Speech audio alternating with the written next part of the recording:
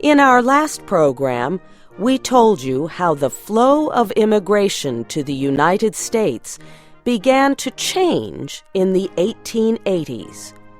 Before then, most of the immigrants came from Central and Northern Europe, from Britain, Ireland, Germany, and the Scandinavian countries.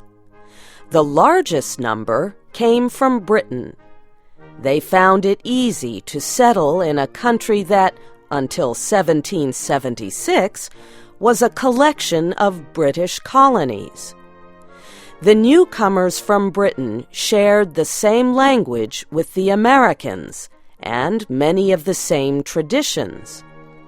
Some of these early immigrants were skilled workers who found good jobs in American industry. Others were farmers who came to America for free land. This week in our series, Robert Bostick and Jack Weitzel continue the story of immigration in the United States. After 1880, the flood of immigration from Northern and Central Europe began to fall. Now, most immigrants were coming from Eastern and Southern Europe, from Russia, Poland, Romania, Italy, Greece.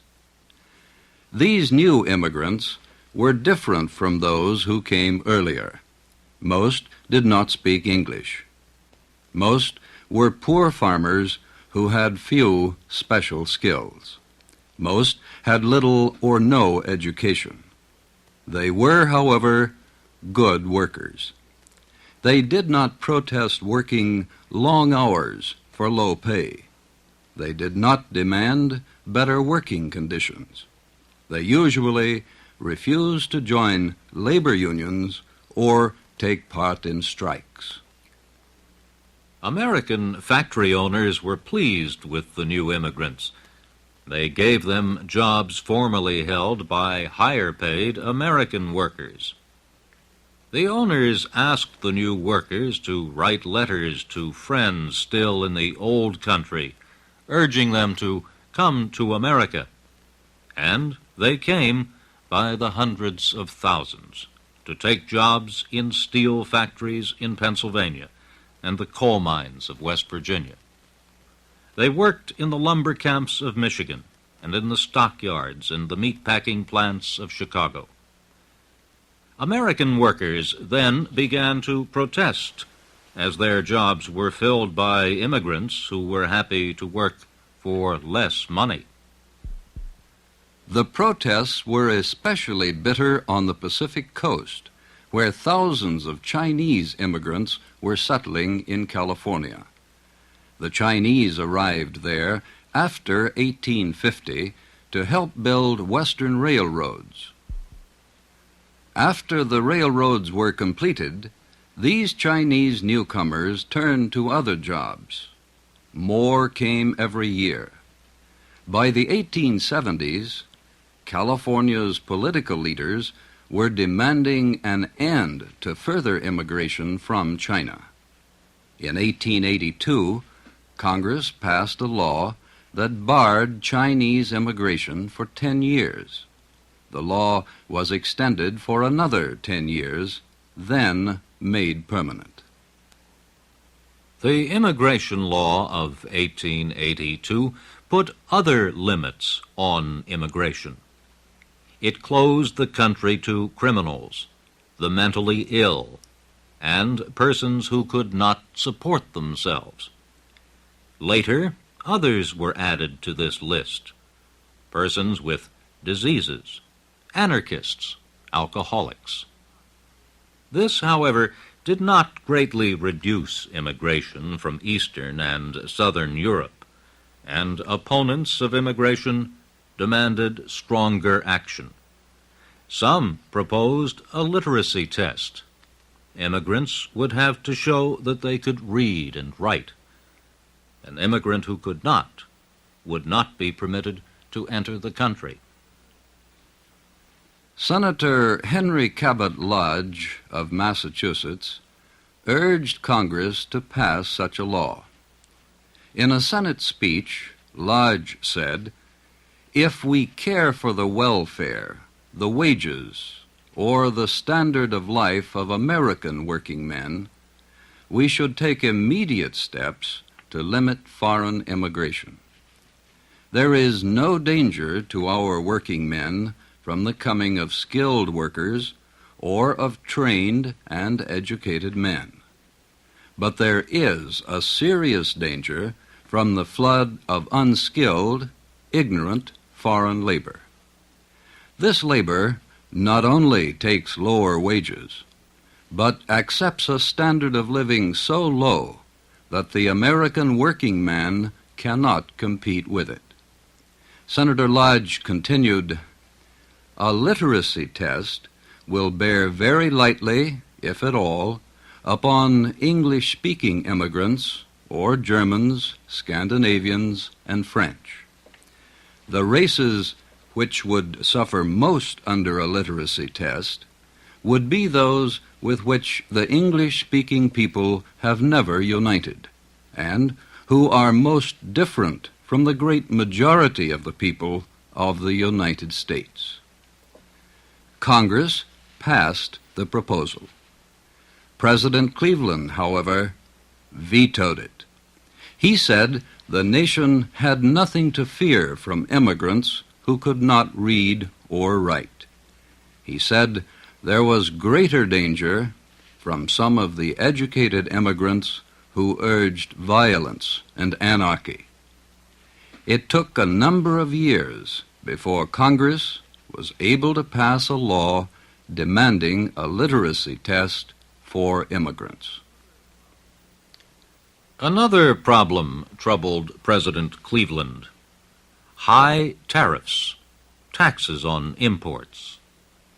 Soon after his election, Cleveland decided to learn what he could about the tariff.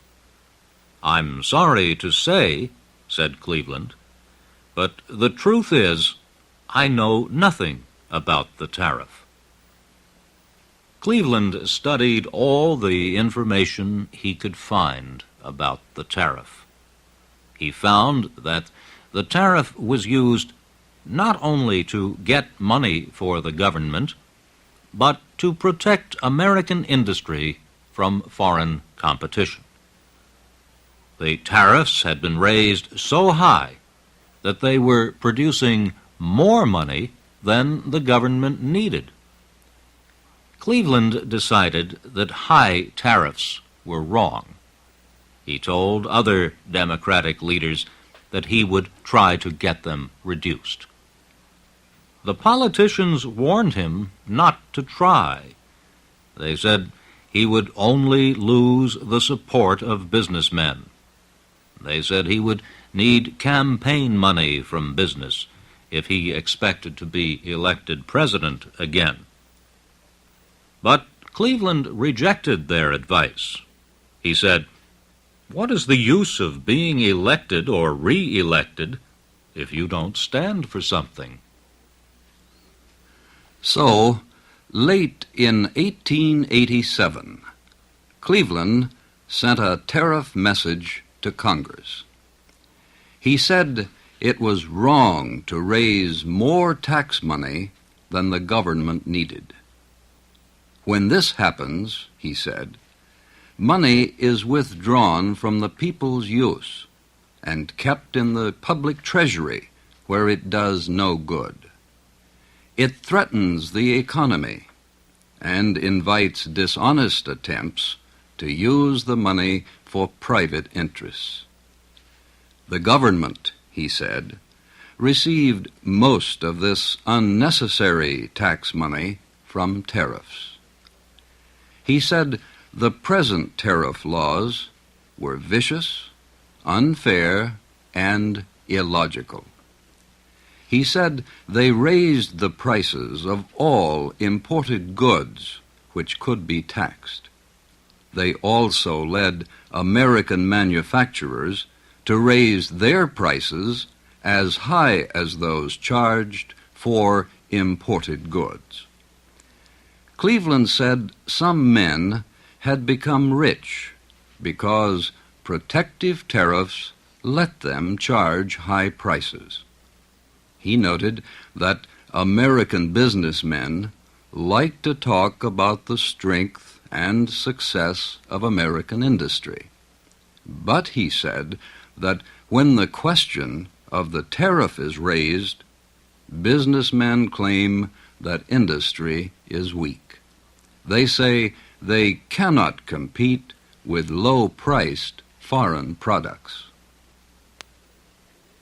Cleveland said he did not propose that all tariffs be ended. He said some were needed to raise money for the government. And he said some industries could not exist unless they were protected by tariffs. But he said tariffs should not let some industries make huge profits. Cleveland warned that it would be far better to make safe, careful, and intelligent changes in the tariff laws now. Otherwise, he said, there might come a time when an angry public would demand radical and sweeping changes. The House of Representatives moved quickly to pass a moderate bill that would reduce many of the tariffs. The legislation, called the Mills Bill, was exactly what Cleveland wanted. But the bill ran into trouble in the Senate, where Republicans had control. Senator William Allison, a Republican from Iowa, proposed a different tariff bill. It was one that would increase tariffs, not reduce them. The Senate debated the tariff question for months, and since it was 1888, a presidential election year, the tariff became an important election issue. The Democrats promised low tariffs that would mean lower prices for the people. The Republicans defended high tariffs, which they said were necessary to protect American industry and labor. The Democrats nominated Grover Cleveland for another 4-year term. The Republicans held their nominating convention 2 weeks later.